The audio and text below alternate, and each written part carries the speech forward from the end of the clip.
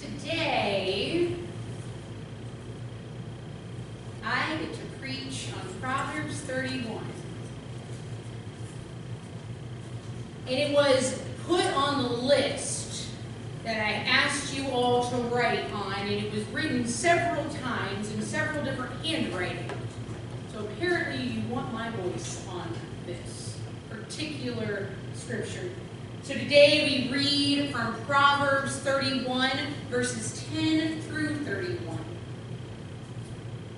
A good wife who can find? She is far more precious than jewels. The heart of her husband trusts in her, and he will have no lack of gain. She does him good and not harm all the days of her life. She seeks wool and flax and works with willing hands. She is like the ships of the merchant. She brings her food from afar. She rises while it is still yet night and provides food for her household and tasks for her maidens. She considers a field and buys it with the fruit of her hands. She plants a vineyard. She girds her loins with strength and makes her arms strong. She perceives that her merchandise is profitable. Her lamp does not go out at night. She puts her hands to the distaff, and her hands hold the spindle. She opens her hands to the poor and reaches out her hands to the needy. She is not afraid of snow for her household, for all her household are clothed in scarlet. She makes herself coverings. Her clothing is fine linen and purple. Her husband is known in the gates while he sits among the elders of the land. She makes linen garments and sells them. She delivers girdles to the merchant. Strength and dignity are her clothing, and she laughs at the time to come. She opens her mouth with wisdom, and the teaching of kindness is on her tongue. She looks well to the ways of her household and does not eat the bread of idleness. Her children rise up and call her blessed, her husband also, and he praises her. Many women have done it excellently, but you surpass them all. Charm is deceitful and beauty is vain, but a woman who fears the Lord our God is to be praised. Give her of the fruit of her hands, and let her works praise her in the gates. This is the reading of the word. Thanks be to God. I'm not that. Let me just put that out there. If you gave me wool, I would not know how or what to do with it. I might be able to sew you a pillow. I have a sewing machine. I can sew a straight-ish seam. Buying and selling a property, now that one I may or may not be okay at doing. I mean, our house is in my name. But the cars are in his. So while I could get the property, I couldn't get there, right? I prefer to go out and buy clothing over making it. And purple and red, I do like to wear, but my favorite colors are black and pink.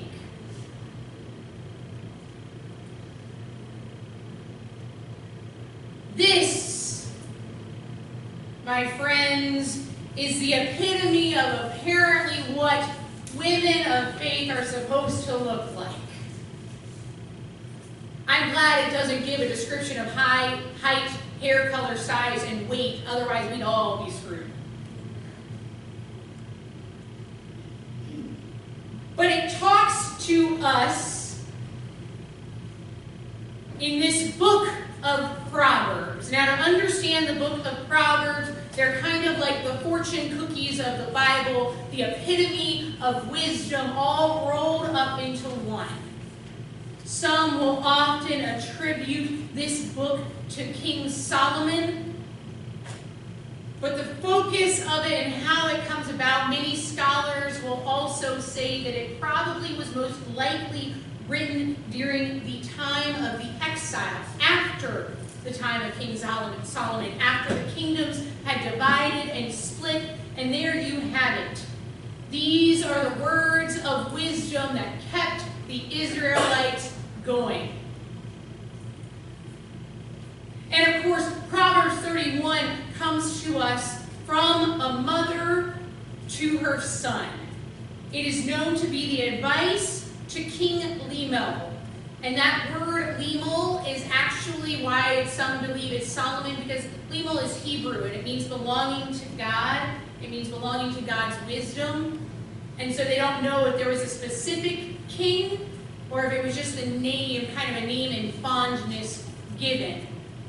But this was advice of what to look for when you're dating.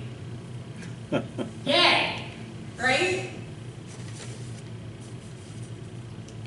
They don't have this same advice for the men in our lives, but they should. Maybe that needs to be another book in the Bible, or is it one of those lost tomes in history? But perhaps that's why when I was asked to preach on it, I went and looked and tried to find a more modern take, and I cannot deny that I was dissatisfied with what I found. Because at the core of it, the praise of a worthy and virtuous woman, and most translations actually translate it to they're worth more than rubies. I mean, how many of us know that? Like, a woman to be praised is worth more than rubies. Yeah. I prefer diamonds. And in textorial value, that's what's up there right now, y'all, just to let you know.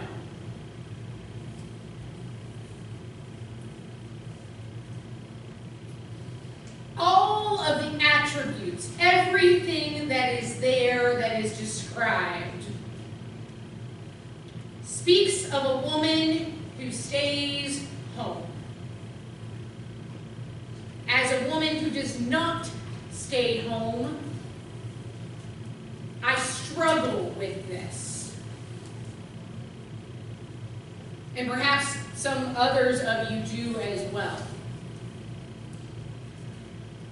Because it gives of us as women this understanding that we must be both great at home as well as in the workplace. Because if we don't make the clothing and provide the food and make sure everything is running like clockwork, then we have failed in being the epitome of a virtuous and biblically based woman. And it stinks. I did find an interesting and funny parody of this, and I'll read parts of it to you. A satisfied woman who can find, for she has far too many Pinterest ideas than life's timetable affords her to complete. She navigates Amazon like a prime queen, bringing packages to your doorstep in just 2 days. She dresses herself in yoga pants every day. She begins many projects in their home and then puts it on the honey-do list. She makes her bed as often as she can. Her clothes are sometimes put away from the laundry basket. Now that one's me. Again, though, although funny, it doesn't fit the needs of who we are as women today. And I'm sorry, gentlemen, this is not a sermon for you. I'm just letting you know. Unless you're looking for a wife and taking notes. That might, you know, or looking for wisdom to deal with the wife you've got. I don't know. Like, I see some books side eyes right now. I'm not trying to start arguments. It is my birthday. I don't want to. But it's hard for us as people today, particularly as people of faith, who live in and through the understanding of Christ coming and overturning many of these understandings of the Old Testament, to see and hear them today espoused in virtuous understanding and ways of life. Because we cherry pick from the Old Testament that which we uplift today.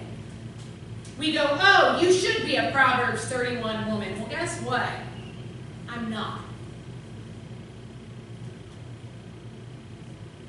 Because when Christ came, what did Christ say? There are neither Jew nor Greek, slave nor free, male nor female. And then it gets thrown in my face, well, shouldn't you be like this?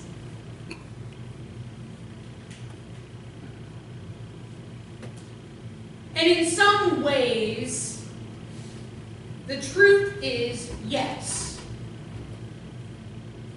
Because the epitome, the core, the crux of this entire thing of Proverbs 31, which fits both men and women, is that charm is deceitful, beauty is fleeting, but one who fears the Lord is to be praised.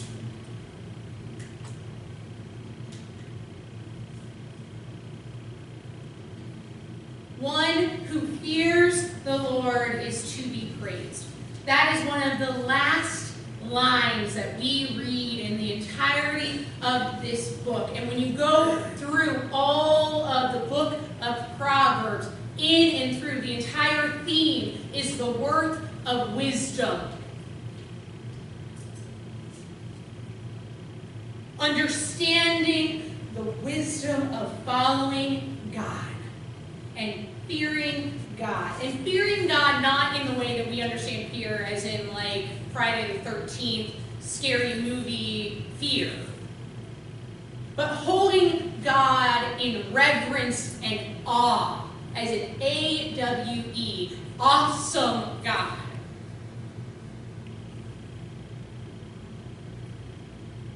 That is the core of all of this. And perhaps that's how the Proverbs 31 woman of the time, that would have been the epitome of everything at that time. So how it is today understood is going to be very different. And it'll be different for different people. Remember, this is words specifically from one mother to her son about her thoughts on whom he should seek to marry. I have to assume that, like most mothers for their sons, they're describing themselves or who they think they are. Good, bad, or indifferent, right?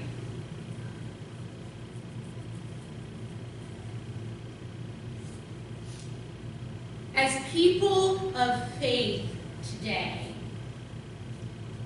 how we interpret and how we hear and how we understand what this means is important.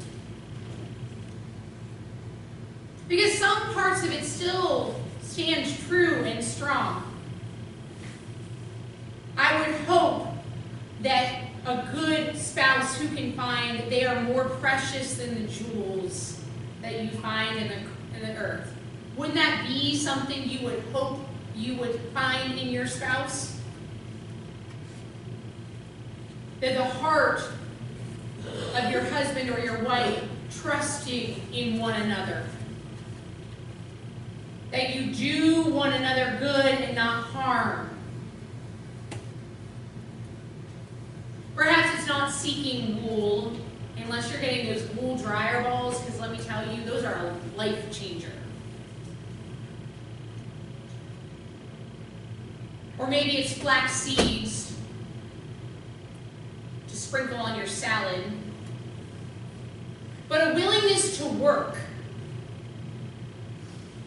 That's something that translates beyond time. Rising while it is yet night and providing food for the household, I'm pretty sure my husband gets up before I do. Let me just put that out there. Or we wake up at the same time because there's been an accident in the room across the hall.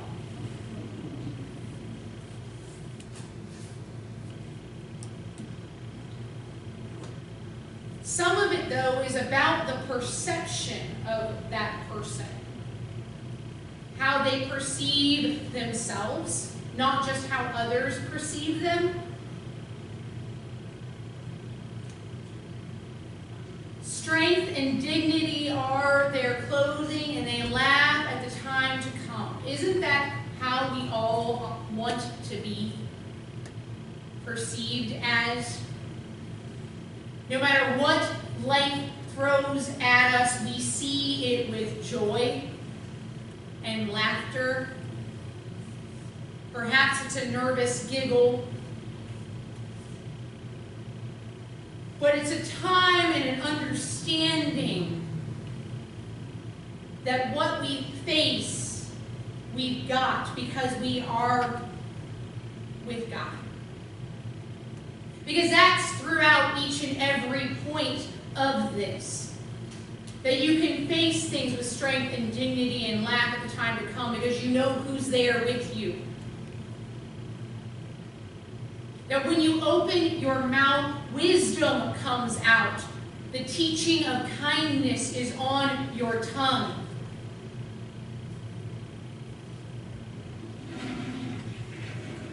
And then those last couple of lines, that your children rise up and call you blessed. Perhaps it's children that you have had, perhaps it's children that you know, perhaps it is just simply friends and family who see you and see the blessing that you are.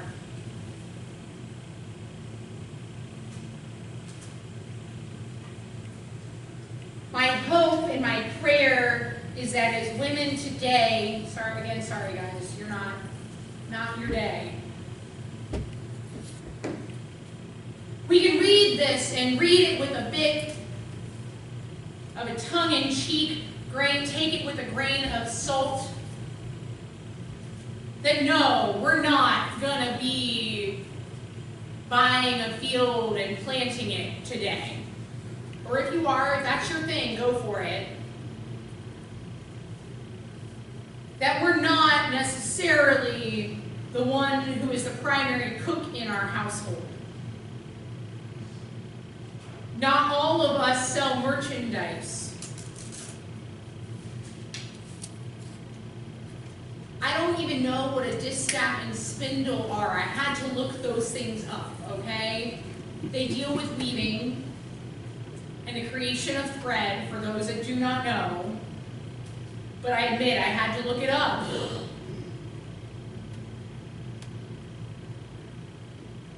At the end of the day, though, the Proverbs 31 woman today is one who is assured of themselves in their calling to faith and belief and life.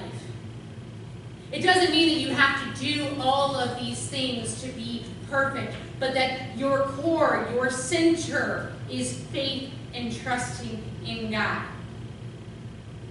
It doesn't mean that it's an easy task, because it doesn't talk about the ways of getting there and all the things that happen along life's journey. But it talks about a woman who fears the Lord is to be praised. Other translations have it slightly different. The woman to be admired and praised is the woman who lives in the fear of God.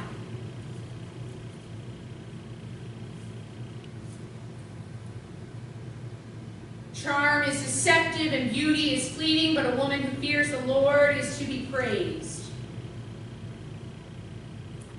Those are some different ways of hearing it. And then this was the one that I liked the most.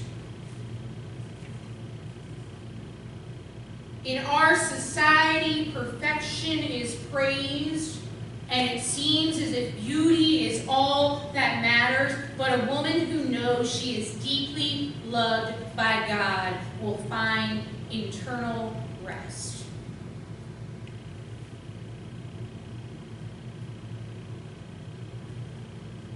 That, my friends, is perhaps what it is about. All of the other things matter based on your own particular skills, your own ways of identifying yourself. But a Proverbs 31 woman today knows God. A Proverbs 31 woman today fears God, holds God in awe, and in and through each and everything they do in this life. They open their mouths and they talk about God. They teach of God and the kindness of whom they speak and how they speak to others. They have done all they can do with what they have and who they are. And those who love God and know the love of God are to